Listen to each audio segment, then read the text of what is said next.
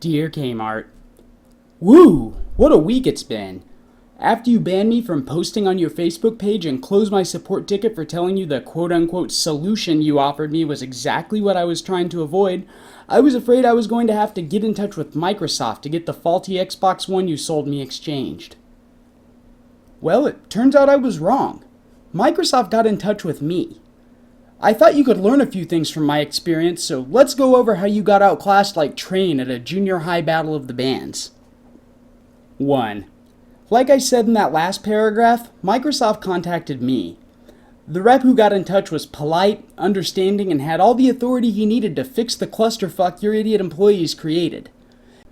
Now, call me picky, but I like that way of doing things a lot better than, say, interacting with no less than 15 phone or email or social media employees, all of whom acted at best like they were related to someone who worked at Kmart in the 1980s. 2.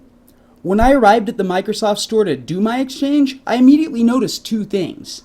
First, the representatives were actually engaging with customers instead of ducking to avoid them and making faces at one another to express their displeasure at having to, do their jobs.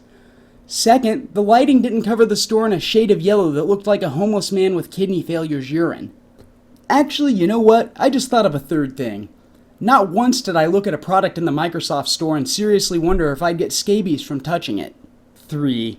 The representative who greeted me at the door was not aware of my situation or the exception exchange his manager had offered me the previous day.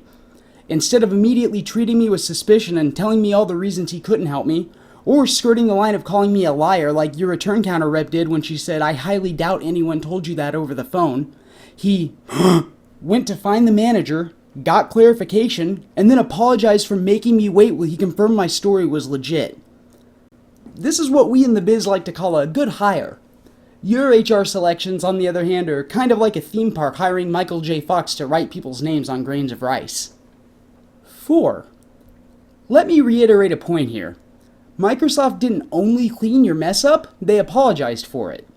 I was going to compare the situation to, say, a Good Samaritan walking around a dog park and picking up the turds, then saying sorry to the people who stepped in them, but I didn't want to come off as insensitive to dog shit. In case you aren't catching my vibe here, fuck you. If I can't explain how to do a basic return to you idiots, I sure as hell can't make you understand an analogy that compares you to things that come out of a dog's anus. 5. My entire interaction, which was fairly complicated and involved, took roughly 20 minutes at the Microsoft store. To put that another way, after well over 15 hours of visiting and calling and emailing and bickering, I was totally unable to get your store or your corporation at large to handle a simple exchange. An exchange that, I remind you, was totally legit under the terms of your return policy. To rectify this, I had to go to a completely unrelated store, who then handled the problem in roughly 1/45th the time. For those of you keeping score, that's about the same amount of time it takes the average Kmart employee to put his socks on without accidentally strangling himself with them.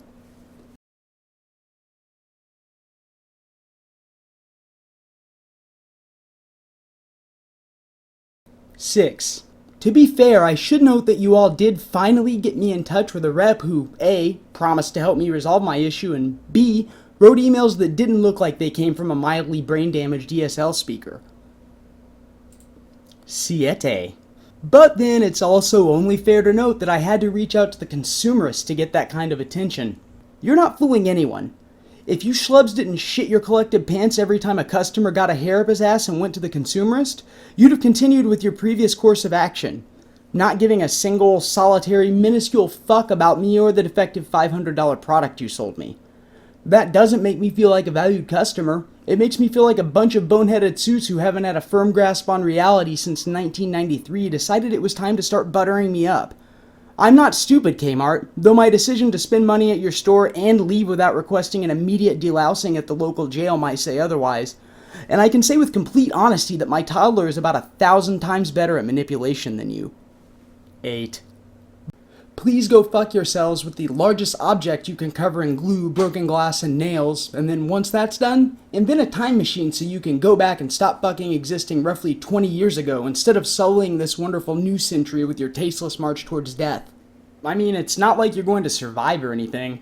Merging with Sears to improve your customer service and business practices is like grafting a dead dog to your sides to get more dates. Now that you're pretty much perpetually swirling the bowl, you might as well change your name to something like Cheap Chinese Shit Sold by Fat People in Ugly Shirts Warehouse or Big Lots with AIDS. If your return policy isn't going to be honest, your name might as well be.